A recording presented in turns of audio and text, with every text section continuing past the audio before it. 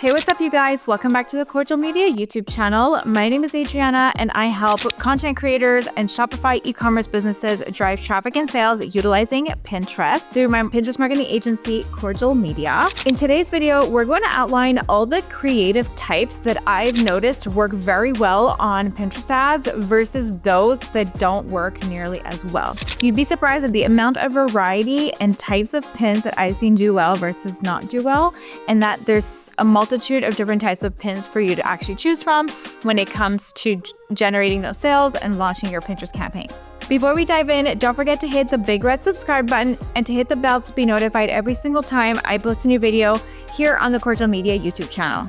Without further ado, let's dive into the video. All right, so the creative type number one that I always test without fail for our ads clients, our Pinterest ads clients, are the meta ad top creatives that company has already tested on Meta. So if Meta ads, there's a few creatives that are doing super well. I just asked for them to be 9x16 dimensions, and then we go ahead and launch those on Pinterest to see whether or not we can recreate their success on this platform.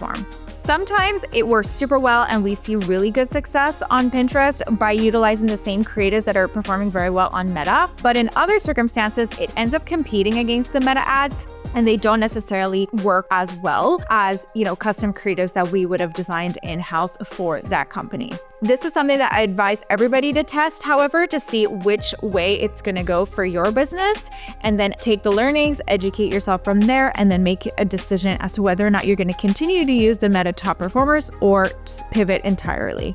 The second type of ad that I see perform very well on Pinterest is a lifestyle image that is completely unbranded, that has no text overlay, but that does a really good job at showing your audience what your product does on Pinterest. Testing just something super plain is against the Pinterest best practices. However, 90% of pins that people save are actually unbranded and have no text on them. And so if you take that as something that you want to A/B test on your Pinterest ads, I think that it's a really good thing for you to try out. Plus, it'll save you a bunch of time from having to design beautiful creatives with text if you know that the lifestyle ones with no text do just as well or even better for your ad account. The next type of creative that we've seen perform very well are actually the graphics that follow the Pinterest best practices. They're also images where you've got the text overlay, you've got the call to action on the pin, you've got the branding on the pin, and they respect the dimensions of an ideal pin that Pinterest suggests, which is 1000 by 1500 pixels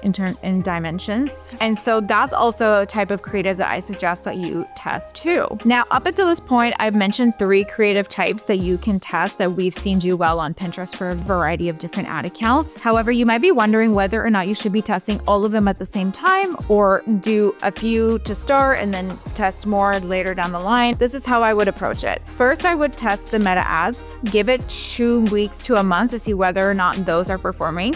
If you feel as though they're not performing as well, that's when you can start looping in a variety of the different types of other creatives I've seen work well that I'm going to outline in this video. So Meta ads first. If those don't work so well, or you just need a creative refresh and you want to test something different, then you can loop in any of the other creative types. And sometimes you can test the variety of creative types that perform well all at the same time, so long as you're respecting the best practices of having 4 pins per ad group per campaign as a max. If you really wanted to stretch it, you could do 6, but we really like to stick with the 4. The next type of creative we've seen work really well with Pinterest ads are carousel pins.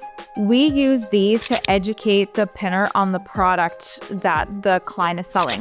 So we will literally do 3 slides on a carousel, no more, and we're going to lead the pinner through kind of a tiny story, if you will, off of on those 3 slides. So slide 1 will have a hook, a text, a headline, something like that. Slide 2 will have a few tips or a few benefits of the products or maybe a testimonial. And then slide 3 will have a call to action to purchase the product. We've seen that work very well. It doesn't work well for all ad accounts, but it is something that I've seen work well, particularly with the beauty niches, and is something that I recommend that you test as well, as probably as a secondary to the other ones that I've mentioned in this video this far. The next creative type we've seen work super well too are short form videos that are under 10 seconds that visually are very appealing. They have visual hooks in them. They really demonstrate what your product can do. For example, a packing video, if you're trying to sell a suitcase or a handbag. We've seen, a recipe video do really well for a product that's like food related. And just anything that's like really visually appealing and that has a visual hook can do super well in short form, and ideally under 10 seconds. That's something that I also suggest that you test within your creative strategy with your Pinterest ads. The last creative type that we've seen perform well are actually the plain and simple catalog product pins. They're right to the point, they do the job, and now with Pinterest's Performance Plus beta that they've released on all the ad accounts, you're able to dynamically change the backgrounds. The AI will dynamically change the backgrounds of the product pins to make them a little bit more appealing for the pinner, but they do super well. The CTR on those campaigns are typically pretty good. The conversions on catalog campaigns are also pretty good. And so the algorithm really understands where to place your product or who to place your product in front of and whether or not they're going to buy. That's, obviously up to the pinner at the end of the day, but the algorithm does a good job of showing your product pin to the right person who's most likely to buy. And then we see good conversions typically from catalog campaigns and just plain product catalog pins. Now that we've talked about all the creative types that do well on Pinterest, let's talk about the creative types that don't do super well on Pinterest. If you're interested at all at this point to get a second opinion on your ad creatives, feel free to book a meeting with me. It's totally free. You can book my calendar. It'll be linked in the description box below. You and I can chat about your Pinterest account and your Pinterest ads, and we can see if we're a good fit to work together from there. All right, now that we've talked about every creative type that I've seen work well on Pinterest ads, let's talk about the creative types that I've seen not work as well on Pinterest ads. The first creative type that I've seen not work super well are carousel pins without any text on them.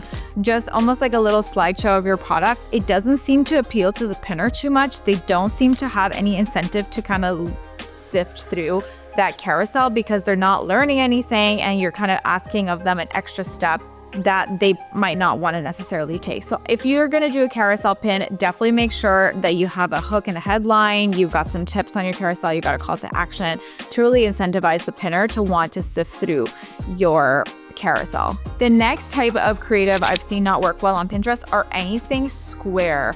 Square pins, square videos, square carousels.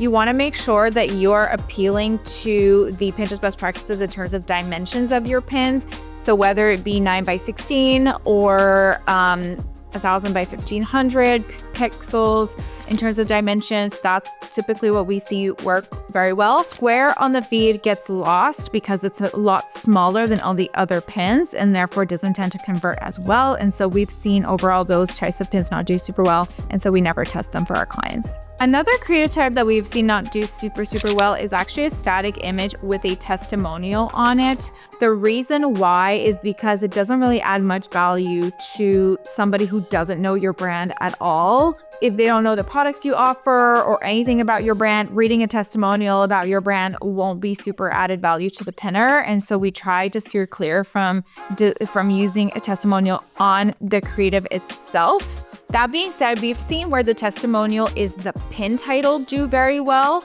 because the pin itself is adding enough value that reading the pin title secondary because it's underneath the pin, it being a testimonial has really helped increase things like clicks to the site and just generate more interest around your product.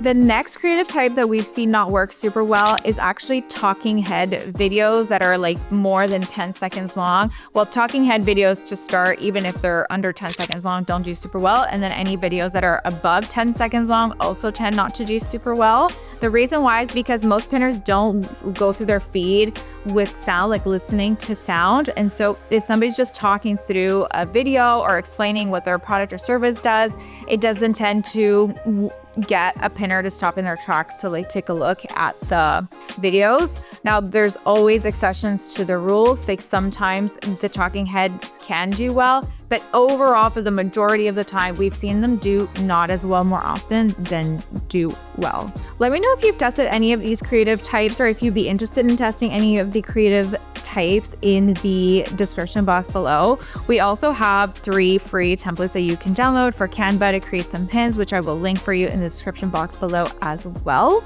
Again, if you want to have a second set of eyes review your Pinterest campaigns, feel free to book a meeting with me. You and I can chat and see if we're a good fit to work together. On that note, I will see you in the next video. Bye for now.